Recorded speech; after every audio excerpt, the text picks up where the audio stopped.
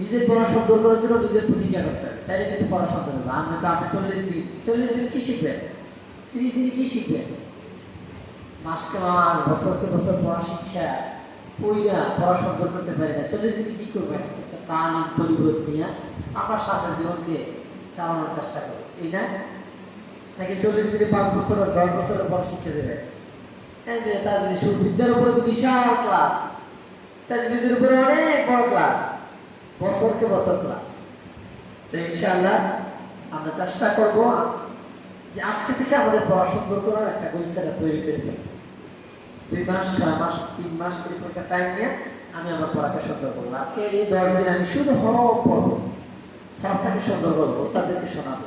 তারপরে 10 দিন আমি লাহান পড়বো, কোন লাহান আমার কণ্ঠে সিট হয় ওই লাহান পড়বো। বিশেষ করে আমরা ম্যাক্সিমাম সময় বাংলাদেশিরা খলিল মাহমুদ হুসাইনি হযরতের শায়েখের সুরে আমরা সবাই পড়ার চেষ্টা করি। আউযু বিল্লাহি মিনাশ, পড়ি না? হ্যাঁ, এই সুর কিন্তু সবাই পড়া উচিত না।